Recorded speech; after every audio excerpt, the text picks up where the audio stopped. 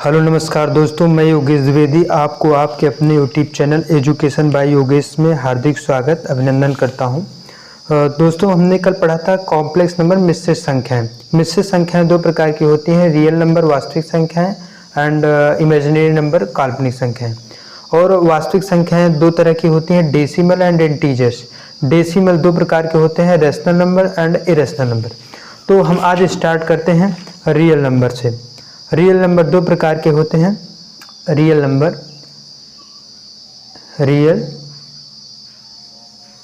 Numbers दो प्रकार के होते हैं। वास्तविक संख्याएं दो प्रकार की होती हैं, एक दशमलव, एक दूसरा पूर्णांक। दशमलव डेसिमल एंड पूर्णांक। डेसिमल एंड पूर्णांक, पूर्णांक अर्थात इंटीजर्स। Decimal and integers. और दशमलव दो प्रकार के होते हैं, एक परिमेय संख्याएं और अपरिमेय संख्याएं। तो हम पढ़ते हैं परिमेय संख्याएं और अपरिमेय संख्याएं। तो सबसे पहले देखते हैं परिमेय संख्याएं। परिमेय संख्याएं अर्थात रेशनल नंबर।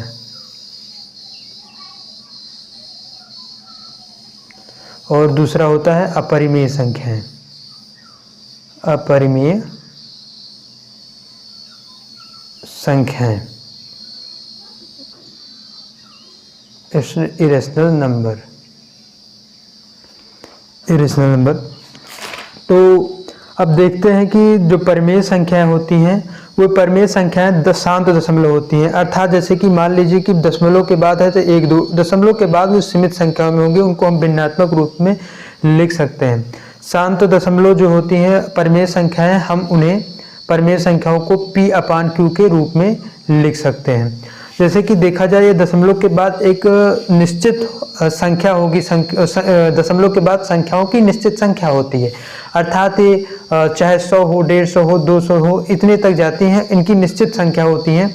जैसे कि मान लीजिए हमने लिख दिया 0.4853, तो हम इसको लिख सकते हैं 4853। दशमलव के बाद जितनी संख्याएं होती हैं नीचे 1 लिख के उतने जीरो बढ़ा देते हैं, 1 2 3 4, बस ये इतना होगा। अर्थात हम इसको P/Q के रूप में हम लिख सकते हैं। और आवर्ती दशमलव, दरअसल हमने आवर्ती दशमलव को उदाहरण के रूप में एक अपरिमेय संख्या में लिख दिया था, जिसे कि आप लोग देख लीजिएगा ध्यान से। आवर्ती दशमलव ऐसी दशमलव संख्याएं होती हैं जो कि दशमलव के बाद लगातार वही रिपीट होती रहती हैं, अर्थात वही बार बार संख्याएं आती रहती हैं। तो हम लिखते हैं आवर्ती दशमलव।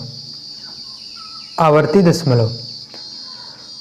दशमलव में जैसे मान लीजिए कि हमने लिख दिया 0.88888, इसमें 8 लगातार रिपीट होता रहेगा। तो हम इसको इसमें हम इस प्रकार कर सकते हैं कि मान लेते हैं कि ये जो 0.888 है ये x के बराबर है। 0.8888 ये x के बराबर है। तो अब हम कह सकते हैं कि दोनों पक्षों में x का गुणा कर दें। दोनों पक्षों में x का गुणा करेंगे तो यहाँ पर ये दशमलव दाहिने स्थान पर एक अंक बढ़ जाएगा। चूंकि 10 से गुणा हो रहा है तो 10 में एक जीरो है, तो हम लिख सकते हैं 8.888। 10 इस प्रकार अनंत तक, जितने तक हो सके, क्योंकि लगातार 8 आएगा। तो 10x = 8 + 0.888 इस प्रकार हम लिख सकते हैं। तो 10x = 8 प्लस, चूंकि हमने माना है x = 0.888, तो 0.888 है, तो मैं इसकी जगह पर x लिख सकता हूं। तो अब 10x इधर आएगा, माइनस होगा 8, यानी कि 9x = 8, x = 8/9। अर्थात हम इसे P/Q के रूप में अर्थात भिन्नात्मक रूप में लिख सकते हैं, इसलिए यह एक परिमेय संख्या होगी। जैसे कि दशमलव के बाद संख्याओं का जब रिपीट होता है तो वे भी परिमेय संख्याएं कहलाती हैं। जैसे कि 0.68 68 ऐसे ही होता, लगातार रिपीट होगा, तो ये परिमेय संख्या कहलाएगी। परिमेय संख्या कहलाएगी कैसे? चूंकि हम इसको लिख सकते हैं x = 0.686868 इस तरह लिख सकते हैं, जितने तक चाहें। तो हम क्या करेंगे कि दोनों पक्षों में 100 का गुणा कर देंगे। तो 100x इज इक्वल टू, चूंकि 100 में 2 शून्य होते हैं इसलिए 0.2 अंक दाहिनी तरफ चला जाएगा। तो 68.6868 इसी प्रकार 68.6868 इसी तरह होता चला जाएगा। तो मैं इसको लिख सकता हूँ 100x is equal to 68 plus 0.6868 इसी तरह अनंत तक चला जाएगा। चूंकि हमने यहाँ पर माना है x इज इक्वल टू 0.686868 इसलिए इसकी जगह पर मैं x की वैल्यू रख सकता हूँ। 100x is equal to 68 plus x बाईं तरफ जाएगा तो 100 से माइनस हो जाएगा, 100 से माइनस हो जाएगा तो वहाँ पर 99, यानी कि मैं लिख सकता हूँ 99x इज इक्वल टू 68। तो x इज इक्वल टू 68/99 ये हमारी परिमेय संख्या हो गई। जैसे संख्याएं अपरिमेय संख्याएं होती हैं जैसे कि √2, √3, √4 नहीं √5, √7 इस प्रकार। √4 परिमेय संख्या होगी क्योंकि मैं √4 को जब इसका पेयर बन जाएगा √4 को मैं ले सकता हूँ 2 × 2, चूंकि यहाँ पर 2 छिपा होता है इसलिए 2 का पेयर बनाते हैं, 2 बाहर आ जाएगा। चूंकि मैं इसको √4 को रूट से बाहर कर सकता हूँ तो कोई भी संख्या को हम 2 बटे किसी भी संख्या को अपान 1 के रूप में लिख सकते हैं, तो ये p/q के रूप में हो जाएगा। जैसे √2, √3 है तो दशमलव में इनकी संख्याओं को नोटिफाई नहीं लिखा जा सकता, इसलिए अपरिमेय संख्याएं हैं। दशमलव पता नहीं क्योंकि इनका लगातार दशमलव के बाद संख्याएं बढ़ती चली जाती हैं। तो अब बात आती है हम पाई के बारे में जानेंगे। चूंकि पाई का मान 22/7 माना जाता है, पाई का मान होता है 22/7, पाई इज इक्वल टू 22/7। तो अब जाने की पाई का मान वैसे 3.14 कहा जाता है। तो अब देखते हैं पाई परिमेय संख्या है क्या, परिमेय संख्या है। जो पाई का तो हम क्या करेंगे, 22/7 है तो मैं 22 का 7 से भाग कर दूंगा, 22/7। तो देखिए डिवाइड करते हैं, इसमें डिवाइड करेंगे तो यहाँ पर एक पॉइंट लगाएंगे 0, 7 1 जा 7, 3 7 4 जा 28, 7 3 जा 21, यहाँ पर 1 0 1 0 आया तो 7 1 जा 7, 3 आया तो ये 0 गलती से लिख दिया गया, सॉरी। तो 3 के बाद फिर 1 0 बढ़ेगा तो आएगा 7 चौक 28 आ गया, वो तो 7 चौक 28, 7 1 जा 7 था, 7 4 जा 28, 2 और फिर 1 0, 7 दूनी 14, 6 आया। और आप देखते हैं तो 7 7 8 जा 56, फिर 4 आया, फिर देखिए 1 0 बढ़ा सकते हैं तो 7 5 जा 35 और 5 आया तो 7 7 जा 49, 1 आएगा, फिर 0 उतारेंगे तो फिर 7 1 जा 7, 3 आएगा, फिर 7 3 जा 7 4 जा 28 आया 2। इसी तरह देख सकते हैं आप दशमलव के बाद 1 4 2 8 5 7, फिर ये रिपीट होना शुरू हो गया, 1 4 फिर आ जाता 2 8 5 7, 1 4 2 8 5 7, यही क्रम इसका लगातार चलता चला जाता। तो हम कह सकते हैं कि ये जो पाई होता है, पाई का मान लगभग में 22/7 लिखा जाता है। तो पाई का जो 22/7 है ये तो परिमेय संख्या होगी, क्योंकि इसकी संख्याएं, इसका जब दशमलव में लिखेंगे तो वे आवर्ती दशमलव होगा, क्योंकि दशमलव के बाद एक निश्चित संख्या बार बार रिपीट होगी। तो ये क्या हो जाएगा, ये परिमेय संख्या हो जाएगी। लेकिन पाई का मान जो होता है वो 22/7 लगभग में लिखा गया है, लेकिन पाई एक अपरिमेय संख्या मानी जाती है। पाई जो होती है वो अपरिमेय संख्या मानी जाती है, संख्या होती है, पाई अपरिमेय संख्या होती है। और हम कह सकते हैं आवर्ती अर्थात दशमलव के बाद संख्याओं का कुछ संख्याओं तक रिपीट होना, बार बार वही क्रम चलते रहना। तो हम जैसे कि हम कह दें 3 4 5 3 4 5, दशमलव के बाद 3 4 5 3 4 5 3 4 5 या 2 7 3 2 7 3 2 7 3, अगर ऐसे क्रम बन रहा है दशमलव के बाद बार बार वही क्रम, तो हम उसे आवर्ती दशमलव कहते हैं। और हम ये कह सकते हैं कि सभी आवर्ती दशमलव परिमेय संख्याएं हैं। तो हम लिख सकते हैं कि सभी आवर्ती दशमलव परिमेय संख्याएं हैं, सभी आवर्ती दशमलव परिमेय संख्याएं हैं। और सभी ना रिपीट होने वाली और शांत ना होने वाली संख्याएं, जैसे कि मान लीजिए रिपीट भी नहीं होती, रिपीट सभी ना रिपीट अर्थात जो बार बार ऐसा क्रम ना बने कि एक निश्चित संख्या बार बार क्रमबद्धता से आती रहें, ऐसी संख्याएं। और जो दशमलव के बाद लगातार संख्याएं बढ़ती चली जाएं, लाख, 2 लाख, 3 लाख, उनका कोई अंत ना हो, तो ऐसी संख्याएं अपरिमेय संख्या कहलाते हैं, जिसको हम लिख सकते हैं कि सभी न दोहराने वाली या रिपीट होने वाली, दोहराने वाली और शांत न होने वाली दशमलव संख्याएं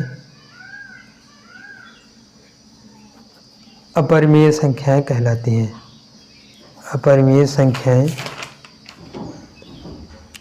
कहलाती हैं। अब हम चलते हैं क्वेश्चन पर,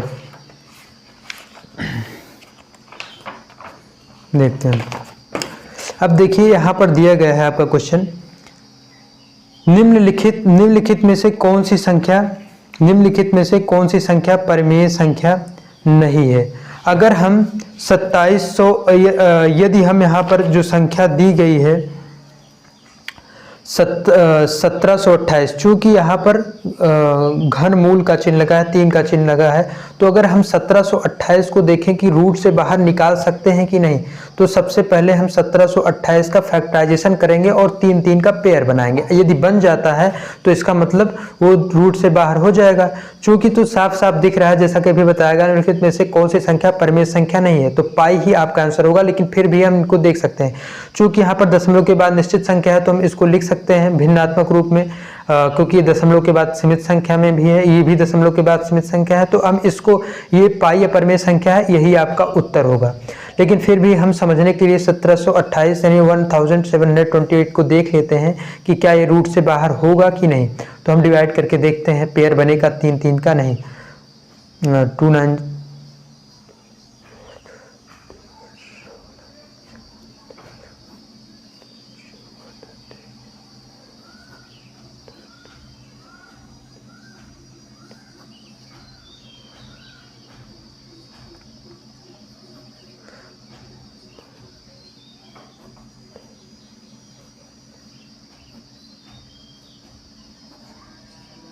यहाँ पर आप देख सकते हैं कि यहाँ पर ये पेयर बन रहा है, 3 2 है, फिर 3 2 है, फिर 3 3 है, यानी यहाँ पर ये लगा तो हम इसको लिखेंगे 1 2 2 3, 3 दूनी 6 दूनी 12, अर्थात ये रूट से बाहर हो जाएगा। अर्थात हम इसको लिख सकते हैं 12/1 के रूप में, अर्थात ये p/q के रूप में हो जाएगा, ये परिमेय संख्या होगी।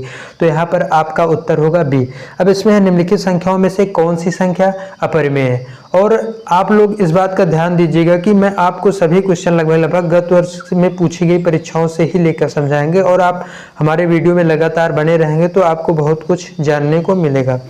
और इसमें हम आपको बिल्कुल बेसिक से शुरुआत करेंगे और बेहतर से बेहतर समझाने की कोशिश करेंगे। यदि आपको कुछ समझ में ना आए, कोई जानकारी चाहिए, तो आप कमेंट के माध्यम से पूछ सकते हैं, या हम अगला कौन सा चैप्टर स्टार्ट करेंगे बेसिक के बाद, आप ये भी बता सकते हैं हमें। तो यहाँ पर देखा जाए निम्नलिखित संख्याओं में से कौन सी संख्या अपरिमेय है। तो यहाँ पर हम देखते हैं कि जिस संख्या को हम रूट से बाहर नहीं कर सकते, वही संख्या आपकी अपरिमेय होगी। तो हम 64 को देखते हैं, चूंकि यहाँ पर रूट के ऊपर 3 लगा है तो यहाँ पर 3 3 का युग्म बनाना होगा। यहाँ पर जिस पर कुछ नहीं लगा होता उस पर 2 मान लिया जाता है, तो यहाँ पर 64 में 2 2 का युग्म बनाना है। और यहाँ पर 64 है 6 का युग्म, 4 है तो 4 4 का युग्म। हम देखते हैं 64 का करके कि ये युग्म कितने कितने का कैसे बनेगा। तो देखते हैं 232 216 8 4 2 एंड 1। अब देखते हैं यहाँ पर 3 3 का पेयर बनेगा क्या, ये 3 का पेयर बन गया, अर्थात ये रूट से बाहर हो जाएगा, क्योंकि मैं इसको लिख सकता हूँ, एक पेयर बनेगा तो एक 2 और दूसरा पेयर बना दूसरा 2, यानी 2 2 4, यानी इसको बाहर करेंगे तो ये 4 हो जाएगा। अब 64 में 2 का देखते हैं। अब 2 का पेयर, 1 पेयर, 2 पेयर, 3 पेयर, यानी 3 पेयर बने हैं तो 3 2 होंगे। 3 2 का आपस में जब हम गुणा करेंगे तो 2 दूनी 4 दूनी 8, 8 हो जाएगा, यानी 8 इसमें से बाहर आ जाएंगे। अब यहाँ पर 6 लगा है तो इसमें मैं 6 का पेयर बनाऊंगा। 1 2 3 4 5, यानी एक ही पेयर बनेगा 6 का। 6 का पेयर बन गया तो यानी किसका पेयर बन रहा है? 2 का पेयर बना 6 बार, 6 है तो हम इसको यहाँ पर 2 ही लिख सकते हैं। अब 64 है तो इसमें 4 4 का पेयर बनाएंगे। तो देखिए यहाँ पर 1 4 का पेयर तो बन गया, लेकिन दूसरे 4 का पेयर नहीं बना, अर्थात हम इसको रूट से बाहर नहीं कर सकते। तो ये आपका डी विकल्प सत्य होगा। अब देखते हैं निम्न में से कौन सी संख्या अपरिमेय है। इसमें भी उसी प्रकार देखते हैं, जिसमें को हम रूट से बाहर नहीं कर सकते वही अपरिमेय होगा। अगर मैं 8 को रूट से बाहर कर दूंगा तो ये 3 बार 8 को लिख सकता हूँ, 2 गुणे 2 गुणे 2, तो एक पेयर बनेगा 2, तो यानी ये आपका ये आपकी परिमेय संख्या होगी। इसी प्रकार 16 भी परिमेय संख्या होगी और 64 भी होगी।